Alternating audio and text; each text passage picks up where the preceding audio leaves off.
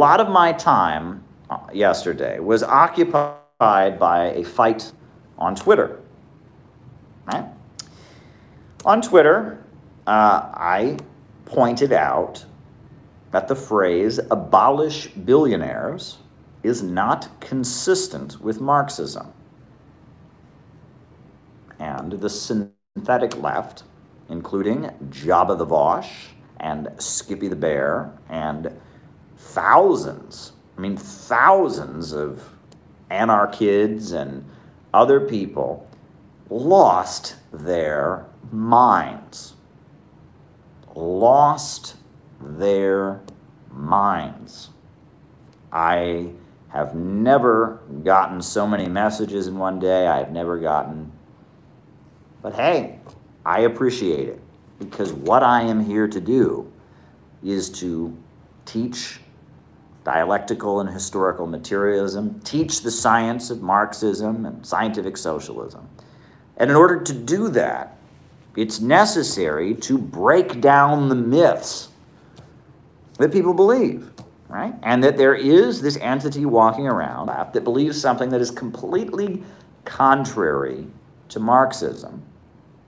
And those pessimistic, destructive beliefs that are not consistent with the tradition of scientific socialism and Marxism and communism and anti-imperialism need to be broken down. So if I was able to shock some people awake, I'm proud of that. I'm glad I was able to do it. And I appreciated that a hubbub exploded on social media around this, because it needs to be explained. The phrase "abolish billionaires" is not consistent with Marxism. You cannot be a Marxist and say you want to abolish billionaires. Now, you could be a Marxist and advocate a wealth tax. I think a wealth tax is a good thing. I'd like to see Jeff Bezos pay more taxes. I think that's a basic minimal demand, right? Would be to have a wealth tax on the billionaires and bankers that run the United States. You can be a Marxist and advocate that the billionaires of our society be overthrown and that their property become people's property. Of course you can. However, you can't be a Marxist and argue that no one should ever have the amount of wealth that a billionaire in our time has, because that goes against the essence of Marxism. Somehow, now these people are liars, right? You know, Vosh, Skippy the Bear is saying that I was defending the billionaires who run the United States. That was not the case. I was pointing out a basic concept in historical materialism, right? Which is that Marxism is an ideology that strives for vast material abundance. Let me explain to you Marxism very quickly.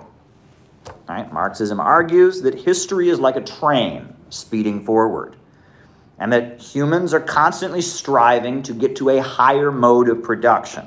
For the majority of human history, we were hunter-gatherers, and then we got too good at hunting and gathering.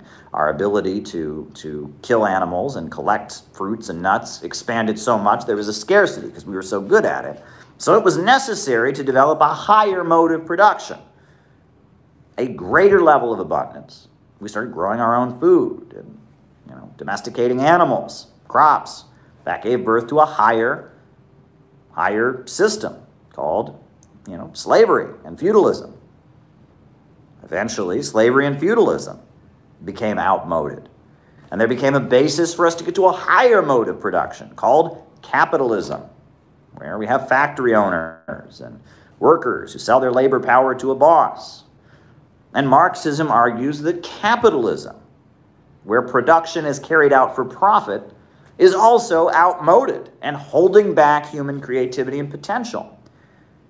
And so, the idea is that the majority of society, the working class, those of us who sell our labor power to survive, will rise up and seize control of the means of production. The banks, factories, and industries, the major centers of economic power, will overthrow the ruling class, seize control of the economy, and rationally plan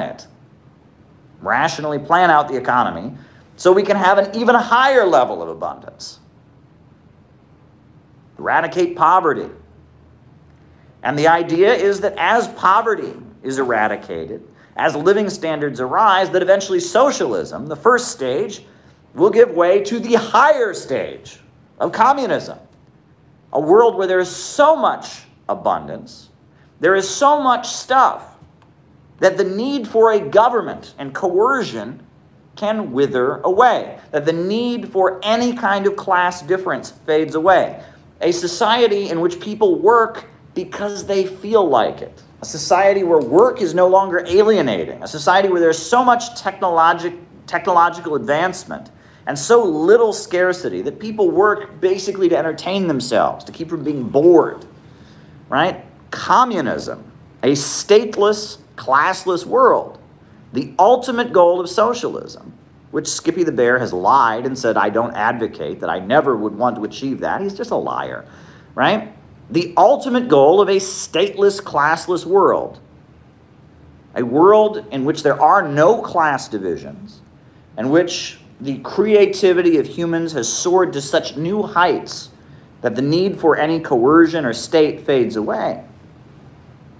That is based on vast material abundance. So if you say abolish billionaires, meaning abolish the level of prosperity experienced by people who have $1 billion in 2020, if you say that, you are saying that communism, the highest goal of society, right? The world based on vast material abundance, you are saying that that's not possible. You are saying that that's not possible. If you say that, oh, no, if you say that wealth is bad, if you say the goal is to stop human prosperity at a certain level, that no one can have more, no one can ever in human history go beyond the level of abundance and comfort that billionaires have in our time, give up on communism. Because communism depends on such a high level of material abundance, right? And it's important to make this point. It's important to make this point because of the lies. I have heard my whole life. I've gone out and sold communist newspapers. I've handed out communist leaflets. And people will say to me, those shoes you're wearing are too nice to be a communist. Why? Right? Or, oh, if you're a true communist, you should not have a nice jacket like the one you're wearing. Why? Because it is drummed into people's heads from the time we're very little in this country, all the way up into adulthood, that communism means poverty. This is what we're told in the United States, that communism means poverty. Look, people in Cuba don't have PlayStations, and they don't have iPads and iPhones the same way the United States does. So therefore, communism is poverty, and communists are against capitalism is money. Capitalism is rich countries like America, so all these people who believe in communism, they want people to be poor. They're against people having stuff. They think that money is bad. Communists want people to be poor. This is the lie that is widely promoted. Communists want people to be poor. They say, look at Venezuela, look at North Korea, all those people are poor. That's what communists want. They think it's better if people are poor. This is the big lie, right? Communists want people to be poor, we're told. Communists want people to be poor, and because they want people to be poor, you shouldn't be a communist. They want to take your house from you. They want to take your car from you. They want to make you poor like somebody living in a third world country because they're against money and they're against wealth, and that's communism. That's a lie. That's a lie. It's because of communism, because the Soviet Union broke out of Western capitalism, seized control of the means of production, that millions of people in Russia got running water and electricity and housing and literacy. It's because of communism that space travel was invented. It's because of communism that 800 million people in China have been lifted out of poverty. It's because of communism that Cuba has a higher life expectancy and a lower infant mortality rate than most countries in the developing world. And so we must refute this lie. So many Americans are struggling to get by right now. Right now, they're unemployed. They're having trouble paying their bills. They're having trouble not having their cars repossessed by the bank for their auto loan that they're struggling to get by. And so the right wing, Bill O'Reilly, or he's not around anymore, but, you know, Tucker Carlson and you know, the Trumpers say, well, don't you know that the communists want to take everything you have? They want to take your property. You're paying taxes? That's communism, right? The communists want to take all your property because they want everyone to be poor. They think money is bad. They want to get rid of capitalism. Capitalism is money. They want to take your money. This is the lie. But it has nothing to do with what Marx taught. Communism, socialism and communism, dialectical and historical materialism, is about trying to expand the level of wealth in society. It's about trying to make people wealthier, and in the process, lay the basis for so much wealth and so much prosperity to exist that the need for any class divisions, the need for a government itself, can fade away. It is about raising human creativity and human abundance so high that we can reach a level of prosperity and abundance only dreamed of in the past. So when you say abolish billionaires, that reinforces in the minds of working people, communists want them to be poor. Look, communists are the kind of people that walk around and they say, those billionaires, they've got too much. No one should have too much. We're against people owning wealth. It reinforces a right-wing lie. And that's why Skippy the Bear says it, and that's why Vosh and all of them say it, and I think that's why AOC says it. They say it because they want to reinforce that right-wing lie, and that has nothing to do with Marxism. And so I have stood up to that. I'm not opposed to a millionaire's tax or a billionaire's tax or a wealth tax under this system, but I am sticking up for the historical mission of the proletariat, eradicating scarcity and getting to a higher stage of material abundance. And that has been lost. Now, I'm going to read to you, again, all these people sent me quotes from Marx, right? Marx said, that inequality is bad. I know, right? And the road to eradicating inequality is greater abundance. I'm not advocating inequality. I'm not defending capitalist billionaires in our system. I'm defending the historical project of communism to raise people to the level where everyone on the planet is far wealthier than billionaires in our time, and all class divisions can break down. So I'm going to read to you what Karl Marx said about it. Right? This is Karl Marx from the Critique of the Goethe Program. In a higher phase of communist society, after the enslaving subordination of the individual to the division of labor, and therewith the antithesis between mental and physical labor has vanished. After labor has become not only a means of life, but life's prime want, after the productive forces have also increased with the all-around development of the individual, and the springs of cooperative wealth flow more abundantly, only then can the narrow horizon of bourgeois right be crossed from its entirety, and society inscribe on its banners, from each according to his own ability, to each according to his needs. After labor has become not only a means of life, but life's prime want, meaning people no longer work to live. People work because they feel like it, because technology has advanced so much, and people work to keep from being bored. After the productive forces have increased, not gotten less, not, been reduced, not been reduced, the all-around development of the individual, and the springs of cooperative wealth flow more abundantly, only then can the narrow horizon of bourgeois right be crossed in its entirety, and society inscribe on its banners, from each according to his ability, to each according to his needs. Folks, what I just read to you is a world where everyone is far, far richer than billionaires in our time. Can you imagine a society where every human being just worked because they felt like it? Can you imagine a society with so much material abundance that the state can wither away, where there's no division between physical labor and mental labor, right? There is no division of labor at all, right? I mean, we're talking about a society with such material abundance. And if you say, nope, we're going to cap it, we're going to cap human progress at the level of what billionaires have today, you're basically giving that up. Wasn't just Marx. Now, what I just read to you is Marx. Right? But Frederick Engels also talked about it in his book, Socialism, Utopian and Scientific. This is what Frederick Engels said about socialism and communism. He said, "The expansive force of the means of production bursts the bonds that the capitalist mode of production has imposed on them," i.e., capitalist production is held back by the irrational profit motive.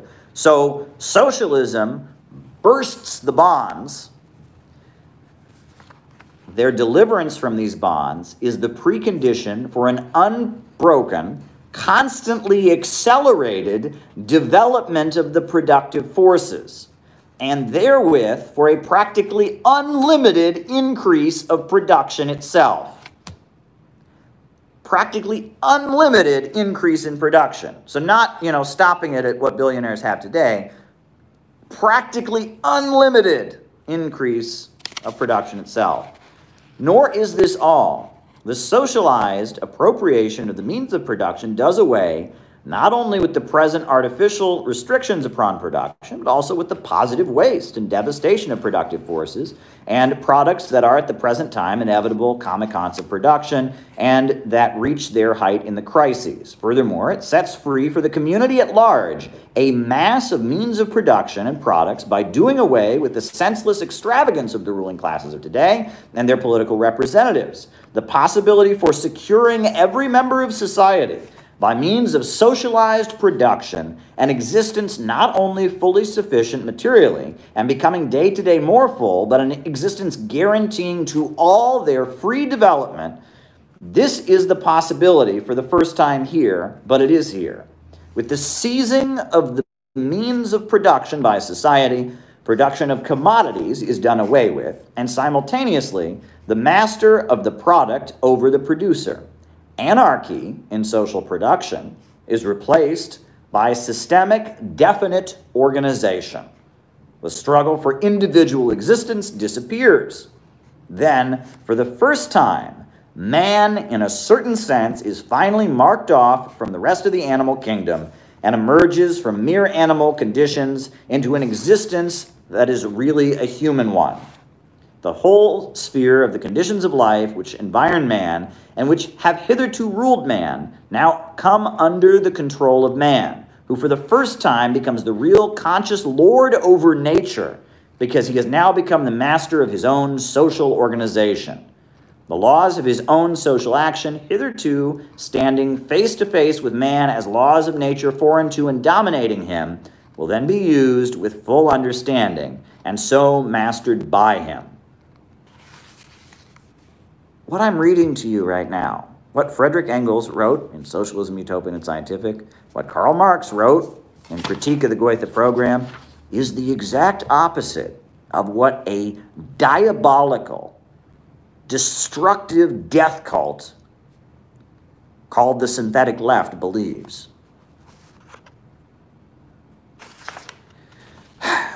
But I've got one more quotation. Maybe you don't trust what I just read to you from Marx. Maybe you don't trust what I just read to you from Engels. Well, you know who else believed this? Lenin. And I'm going to read to you what Lenin said in his book, The State and Revolution. This expropriation will make it possible for the productive forces to develop to a tremendous extent. And when we see how incredibly capitalism is already retarding development, when we see how much progress could be achieved on the basis of the level of technique already attained, we are entitled to say with the fullest confidence that the expropriation of the capitalists will inevitably result in enormous development of the productive forces of human society. But how rapidly this development will proceed, how soon it will reach the point of breaking away from the division of labor, of doing away with the antithesis between mental and physical work, of transforming labor into life's prime want, we do not know and cannot know. That is, we are entitled to speak only of the inevitable withering away of the state, emphasizing the protracted nature of this process and its dependence upon the rapidity of development of the higher phase of communism. and leaving the question of time required for or the concrete forms of the withering away quite open, because there's no material for answering this question. The state will be able to wither away completely when society adopts the rule, from each according to his own ability, to each according to his needs, i.e., when people have become so accustomed to observing the fundamental rules of social intercourse, and when their labor has become so productive that they will voluntarily work according to their ability, meaning technology has advanced so much that humans don't really have to do that much work, that the narrow horizon of bourgeois law, which compels one to calculate with the heartlessness of a Shylock whether one has not worked half an hour more than anybody else, this narrow horizon will then be left behind. There will be no need for society in distributing the products to regulate the quantity or to be received by each. Each will take freely according to his needs. From the bourgeois point of view, it is easy to declare that such a social order is sheer utopia, and to sneer at socialists for promising everyone the right to receive from society, without any control over the labor of the individual citizen, any quantity of truffles, cars, pianos, etc. Even to this day, most bourgeois savants confine themselves to sneering in this way, thereby betraying both their ignorance and their selfish defense of capitalism. That's from Lenin's The State and Revolution. What I'm saying here about communism being about raising productive levels far higher than what billionaires have in our time, it spits in the face of the right-wing lie that communists want to make everyone poor, and it also spits in the face of the synthetic left. Look, I read to you those quotes. You can go back and listen to it again if you want to hear it. At no point did anything I just read to you say we want people to be poorer. Nothing I just read to you said we want to reduce the level of consumption. Nothing I just read to you said we don't want a centralized economy. Nothing I just said to you said we want for-profit corporations to exist as long as they're worker cooperatives.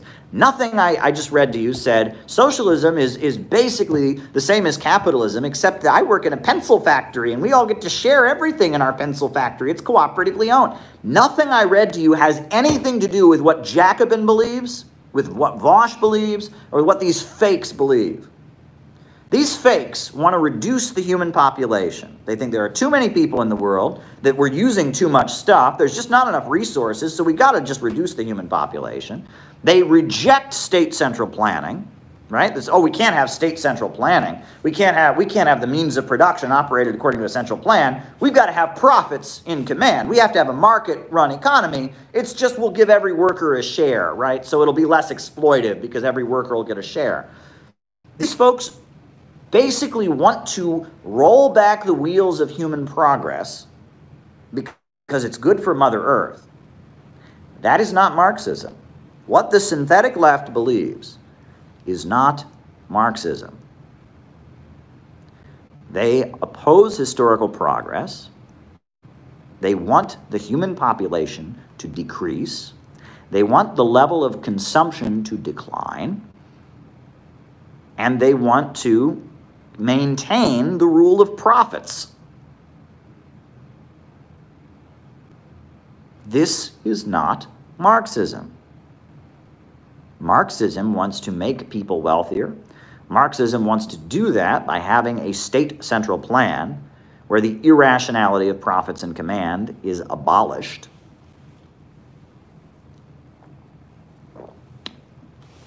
What these people believe is not Marxism. In fact, what these people believe is something that's been invented by the most powerful wing of the ruling class. Right? In Britain, right after the French Revolution, the ruling class of Britain was a little bit worried. They said, look, across the ocean, just across the English Channel, there's a huge, massive uprising going on. They're cutting the heads off of kings, and there's chaos in the streets. How can is there any danger of such thing happening in Britain? So they hired an individual by the name of Robert Malthus, And Robert Malthus explained that the French Revolution was caused by the food supply outstripping the birth rate. That the French peasantry, the French workers were having too many babies, so there's a shortage of food. Malthus wrote a big essay explaining this info against Jimmy Dore. Wrote a big essay explaining that you can't allow the population to expand because there just aren't enough resources. The principle of overpopulation. The Rockefellers believed this, and the Rockefellers, they formed the Neo-Malthusian Society. This is at the essence of the problem we have in the world today. And this is the essence of Marxism. This is the essence of everything I talk about on these lives. Folks, we are living in an outmoded social order. The system of capitalism that we live under right now, capitalism in its monopoly stage of imperialism, with huge multinational corporations based in the United States and Britain dominating the world economy, this system is outmoded. It is holding back human progress. Great example of that is climate change. Fossil fuels cannot continue. We cannot continue to have an economy centered around burning natural gas and burning oil. It's not going to work. Look at the environment, right? Look at the crisis of global warming. We cannot continue to have a system of fossil fuel. Fossil fuel-based global order ain't going to work. Another example, Africa. There are millions of people in Africa who don't want to be poor anymore. Who want to rise up from poverty. But they can't. The imperialists are keeping their countries underdeveloped. Same for Latin America. Millions of people in Latin America don't want to be poor anymore. Want to rise up from poverty, but they can't. Right? The economic system that dominates the world right now is holding back human progress. It is keeping us on fossil fuels. It is keeping millions of people around the world poor. And with technology, it is eliminating workers from production. In capitalism, you only work so long as your labor enriches a capitalist. If a capitalist boss can't make a profit from hiring you, you don't have a job. And now, with technology, they are eliminating jobs with artificial intelligence, 3D printers. They have got a situation where they don't need workers. So not only do you have millions of people in the world, more people than ever before, but you have a capitalist system that needs them less and less and less. You have a capitalist system that no longer needs workers. You have more workers than ever before. You have countries all across the world that want to rise up from poverty. What do the capitalists do? Right? Talk about self-driving cars. And what do the capitalists do? Well, they reduce the human population. They reduce the human population. Plus, they convince everyone that we need a lower level of consumption. They tell working people, oh, you're right, fossil fuels is bad, so you know what? You need to not be able to drive anywhere. And you need to get a lower paycheck so that you don't spend it on material goods. I mean, the only way out of this crisis for the capitalists is mass destruction and death. Right? That's all that. Look, they run the oil markets, the big four super major oil companies, Chevron, BP, Shell, ExxonMobil. Right? They dominate the world. That's Wall Street. That's the London Stock Exchange. ExxonMobil is Chase Bank. BP, that's HSBC Bank. The British and American ultra-rich ruling elite are on the brink of losing control of the world economy. If the world transitions away from oil, If fossil fuels are no longer the basis for the world economy, if we can get to a higher fuel source, then their rule of the world ends. And so, their only response to the crisis we're living in is, oh, we just got to reduce the human population. We got to drive living standards down. War, fascism, destruction, terror. That's the ruling class's response to this crisis. They did the same thing in the 1930s. The only way this crisis of capitalism can end, and they're still in charge, is if there is a mass episode of destruction, terror, violence, and the human population vastly decreases, and the consumption rate vastly goes down. That's their only hope for staying in power. However, China and Russia and Iran and Venezuela and Cuba and Nicaragua and North Korea, there's this whole axis in the world that's moving in a different way. Countries where the banks, factories, and industries are organized by the state, not for profit. And it's those countries that are pushing like crazy for fusion energy research.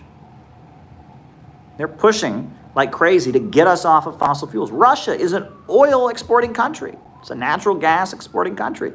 But they are pushing for international cooperation around fusion energy because they know this is the future. The oil and gas prison that keeps Wall Street and London at the top of the world is ending. Fusion energy is leading the way out. And they know this. Right?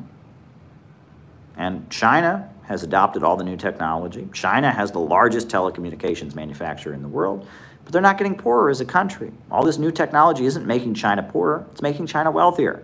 Because the economy of China, while there's a lot of market entities that are making lots of profits and operating according to the market, at the end of the day, the market is not in control. Profits are not in command. The state, the Chinese Communist Party, controls the economy and forces it to work in the interest of public good, forces it to continue expanding even when the market says otherwise, dictates production with 5-year economic plans, and state control of banking and state-owned enterprises. And the Chinese economy continues to grow without the cyclical crises of capitalist overproduction. Right? And countries around the world are rising up from poverty and reorganizing their economy because they have discovered that they don't need profits in command. And they don't need to be part of this system where the world stays poor so Wall Street and London can stay rich. And this is the crisis that we're in. The only way the capitalist ruling classes of the West, the imperialists, can stay in power is with mass destruction and death. Meanwhile, countries around the world that have broken out of their system are raising people from poverty and building a whole alternative on the global markets that isn't restrained by the irrationality of greed because the state controls the means of production. This is the situation in the world today. It's exactly what I just read to you. The old order is holding back human progress, keeping us on fossil fuels, leading us toward a climate crisis, leading to mass unemployment, keeping people in poverty. And the ruling class, the only thing they can think of is, let's have a big catastrophic war, let's drive down living standards, let's reduce the population. That's the only thing they can think of. Meanwhile, socialism is saying, no, humans can do better. Listen to the speeches of Jack Ma, right? Head of Alibaba. Listen to his speeches where he's a tech optimist. Listen to what he's explaining. He's explaining the exact same thing that I'm explaining here. This is dialectical and historical materialism. That's what I'm explaining to you here. These are not new ideas. This is as old as 1848, the Communist Manifesto. The idea is that profits in control of production must be eliminated. We need a system of production where profits are no longer in command, but human reason and the needs of society overall dictates production upon a predetermined plan. And the synthetic leftists who really do want to keep people poor, who really do want to reduce the human population, who really do oppose state central planning and want to maintain profits and control of production, just everyone gets a share of those profits, an employee stock ownership program. Those folks are not working to build a socialist society. Those folks are working for the ultra-rich. And their goal is to create chaos and death and destruction and carry out the agenda of the ultra-rich so that they can stay in power. And they do. The smear against socialism that you hear on Fox News, communists want everyone to be poor, these people do want everyone to be poorer. Yes, they do. The smear on Fox News that, you know, communists are opposed to wealth. These people are opposed to wealth. Yes, they are. Right? The smear on Fox News that we believe in chaos and violence and destruction. These people believe in chaos, violence, and destruction. The smear that we hear that these people hate average Americans, that socialists and communists hate average Americans. These people hate average Americans. The smear that we hear that these people want to make life worse. These people want to make life worse. But what these people believe has nothing to do with communism. It's communists who fought for the weekend, unemployment insurance. It's communists who raised Russia up from being a poor agrarian country to being a superpower. It's communists that raised 800 million people out of poverty in China. It's communists that are driving fusion energy research right now and getting us off of fossil fuels. We are the force that believes in historical progress. We are the force that says humanity can continue to survive. Humanity will continue fighting to survive. And that is why I have to speak up and say, while I agree that a wealth tax would be a good thing, I agree with the policy that AOC and Bernie are proposing, I don't agree with the slogan, abolish billionaires. I don't agree with it because I want everyone to be a billionaire. I believe in humanity. I believe we can get to a post-scarcity society. I believe we can overcome the narrow horizon of bourgeois right. I believe that in a higher phase of communist society, after the enslaving subordination of the individual to the division of labor, and therewith also the antithesis between mental and physical labor has vanished, after labor has become not only a means of life, but life's prime want, after the productive forces have also increased with the all-around development of the individual, and all the springs of cooperative wealth flow more abundantly, only then can the narrow horizon of bourgeois right be crossed in its entirety, and society inscribe onto its banners, from each according to his ability, to each according to his needs. That is what I believe, and I have not given up on it. And to say abolish billionaires is to give up on communism. It is to give up on the post-scarcity society. I ain't going to do that. I ain't going to give up on it and become a free market capitalist, a libertarian Ayn Rand psychopath who says greed is good. And I ain't going to give up on it and become a destructive, pessimistic, suicidal, synthetic leftist who wants to burn everything down and destroy the country and shame all the working people. I ain't going to do it. I believe in humanity. I believe in the working class. I believe in human brotherhood, I believe in human solidarity, and I believe we can get to a better society. I'm not going to stop believing that. Pessimism is the curse of our age. Pessimism, right? Why do you think they have that show 13 Reasons Why on Netflix, basically an advertisement for suicide? Why do you think they have that? Well, maybe it has to do with the fact that they think there's too much people in the world. They're trying to reduce the population. You know, they don't put suicides on the news. Did you know that? They don't do it because every time they put suicides on the news, more people kill themselves. So if they can't even put suicides on the news, why would they make a whole mini-series just about suicide? Pretty sick, pretty evil, pretty destructive, pretty Malthusian. Look, folks, pessimism is the curse of our age. Pessimism is the curse of our age. You don't have to be pessimistic. If it weren't for profits in command, technology expanding would be a good thing, right? In a rational society, self-driving cars would be a good thing. But now, Under capitalism, they lead to the threat of mass unemployment for millions. What I'm explaining to you all right now is not new thinking. This is basic Marxism. And the fact that that elicits such an angry, vile response, the fact that that elicits rage, just uncontrolled rage from these people, the fact that they decide that they have to make up that I support Jeff Bezos and get him. That's their response. I have never, folks, you should see, people were talking about killing me. I've said edgier stuff. I thought I've said edgier stuff, my political, international view. No, people were talking about killing me. There was a post of someone saying that they wanted to shoot hot lead into my brain, right?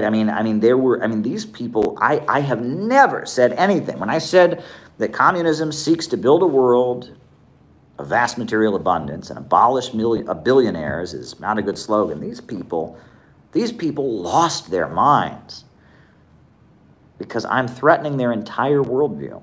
Look, folks, no offense to anyone here who's ever suffered from addiction or whatnot. But like, for example, how do you make someone who's an alcoholic angry? How do you make someone who's an alcoholic angry? Someone's an alcoholic. If you say to them, hey, alcohol is bad for your health. I think your life would be better off without drinking it. They will lose their minds because they're an alcoholic. Alcohol is so central to what they're about. They're drunk all the time. So if you say to them, you shouldn't drink, they're going to get defensive. How do you make a cocaine addict angry? Well, you say to them, hey, cocaine is really, really dangerous. And they'll get angry. Cocaine is central to their life, so don't threaten it. How do you make an incel angry? How do you make an incel angry? This is interesting. We know about the involuntary celibates, these young men that are on the internet that can't get a girlfriend and decide they're oppressed by women. How do you make one of them angry? All right? You would think we'd make fun of them for not having a girlfriend. No. Tell them that they could get a girlfriend. Tell an incel, an involuntary celibate, go to them and say, you know what? I think you could get a girlfriend. I think you're good looking and all of that. I don't think you should give up, young man. They'll get very, very angry. Why?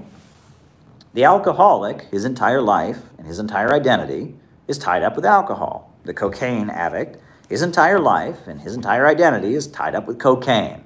The incel, his entire life and his identity has been constructed around the notion that he's oppressed because he can't get a girlfriend.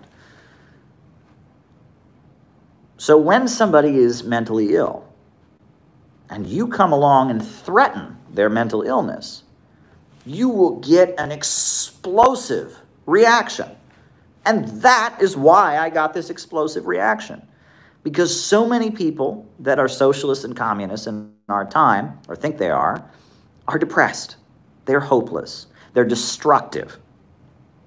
They don't believe that tomorrow can be better. They don't believe that humanity can get to a higher level. They are socialists and communists because they like the aesthetics of things burning. They like the aesthetics of things blowing up. And when I come along and say, actually, socialism is constructive. Actually, socialists want a better country. Actually, socialists don't believe in violent revolution. They want a peaceful transition to socialism. It's just the capitalists who force it to be violent in many instances. When you do that,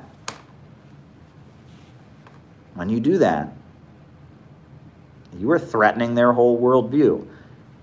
For people whose entire mindset is centered around there is no hope, there is no future, destruction, chaos, when you come along and show them what communism actually is, an optimistic ideology about getting humanity beyond scarcity, getting humanity beyond poverty, you're threatening their entire worldview. And I'm glad I did it. My hope is that years from now, some of the people who blew up at me, not Skippy the Bear, not Vosh, they're far gone, some of their audience will remember yesterday, my 33rd birthday. And they'll remember that as a moment of clarity. They'll remember that as a moment that they woke up, as a moment where they started to realize that there is hope for humanity. There is hope for the future, and that socialism is not about tearing things down. Socialism is about building things up and getting beyond the horrors of the society we live in. I hope I hope that, that yesterday will be remembered as a turning point in some people's lives, because the fact that I got such an explosive reaction simply for pointing out basic historical materialism shows that it desperately needs to be heard and understood by lots of people.